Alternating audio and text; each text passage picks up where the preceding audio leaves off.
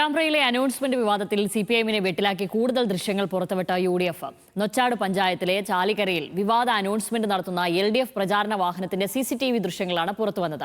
വിവാദത്തിൽ എൽഡിഎഫിനെതിരെ ആരോപണം ആവർത്തിക്കുകയാണ് യുഡിഎഫ് സ്ഥാനാർത്ഥി ഫാത്തിമ തെഹ്ലിയ. വർഗീയ ധ്രുവീകരണത്തിനുള്ള സംഘടിത ശ്രമമാണ് യുഡിഎഫ് നടത്തുന്നതെന്ന് എൽഡിഎഫ് സ്ഥാനാർത്ഥി ടി.പി. രാമകൃഷ്ണൻ ന്യൂസ് മലയാളത്തോട് പ്രതികരിച്ചു.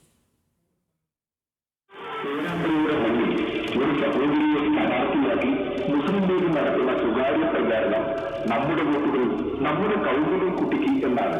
അത് മത ഏകീകരണത്തിന്റെ ചിഹ്നം കൂടിയാണ് മുസ്ലിം ലീഗ് നടത്തുന്നത്.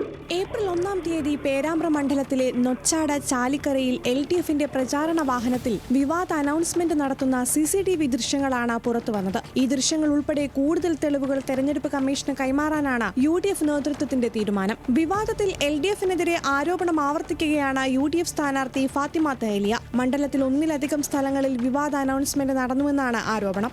പല സ്ഥലങ്ങളിലും നേരത്തെ ഈ റെക്കോർഡഡ് അനൗൺസ്മെന്റ് അവർ പിൻവലിച്ചിട്ടില്ല.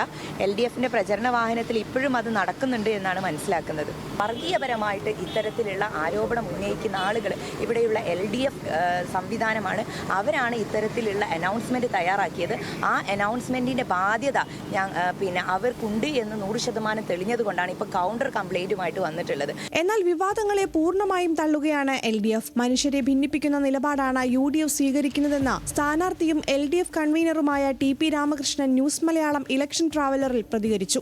അനൗൺസ്മെന്റ് വിവാദം മണ്ഡലത്തിൽ പ്രധാന ചർച്ചാ വിഷയമാക്കി നിലനിർത്തുകയാണ് യുഡിഎഫ്. ദൃശ്യങ്ങൾ ഉൾപ്പെടെ കൂടുതൽ തെളിവുകൾ ശേഖരിച്ച് നിയമപരമായി നടപടി സ്വീകരിക്കാനുള്ള തയ്യാറെടുപ്പിലാണ് നേതൃത്വം. തെരഞ്ഞെടുപ്പ് കമ്മീഷൻ നൽകിയ നോട്ടീസിൽ ഇരു സ്ഥാനാർത്ഥികളും ഉടൻ വിശദീകരണം നൽകും. അതേസമയം അനാരോഗ്യം കാരണമാണ് ഇന്നലെ വൈകിട്ട് പങ്കെടുക്കേണ്ടിയിരുന്ന വെൽഫെയറിൽ പങ്കെടുക്കാതിരുന്നതെന്ന വിശദീകരണവുമായി യുഡിഎഫ് സ്ഥാനാർത്ഥി ഫാത്തിമ തെഹ്ലിയ രംഗത്തു വന്നു. മാധ്യമങ്ങൾ അറിഞ്ഞതോടെ മനഃപൂർവ്വം പരിപാടിയിൽ നിന്നും ഒഴിവാവുകയായിരുന്നുവെന്ന വാർത്തകൾക്കിടെയാണ് ഫാത്തിമ തെഹ്ലിയുടെ മറുപടി. ന്യൂസ് മലയാളം, കോഴിക്കോട്.